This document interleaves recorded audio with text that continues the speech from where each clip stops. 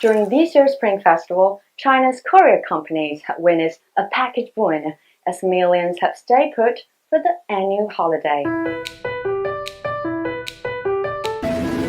On Thursday and Friday, the first 2 days of the week-long Spring Festival holiday, Chinese express delivery firms handled some 130 million parcels, up 223% year-on-year, according to data from the State Post Bureau. The Spring Festival, or Chinese New Year, is an important occasion for family reunions, which yearly sees mass human migration across the country.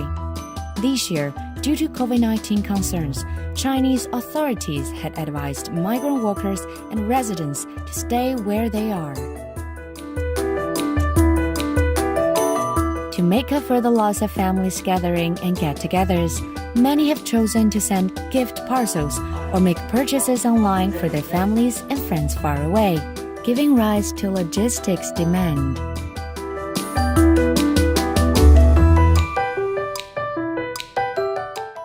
The government has pledged to guarantee sufficient supplies of daily necessities and asked e-commerce platforms and logistics companies to ensure normal operation during the period. 按照不打烊、不休网、不积压的主基调，要求全系统、全行业结合今年的春节消费情况做了日处理1亿件的服务能力的储备，按照这个储备来科学的安排生产运营。Authorities say more than 1 million deliverymen across China are keeping to their posts during the Spring Festival holiday.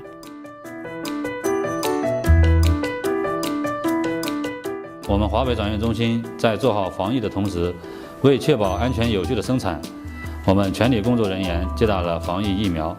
我们在此期间充分利用了我们的自动化分拣设备，实现了大小件分离操作，节约人力成本，减少接触环节，日处理量可达300万件。China's express delivery sector is expected to handle 95.5 billion parcels in 2021, up 15% year-on-year, according to the State Post Bureau.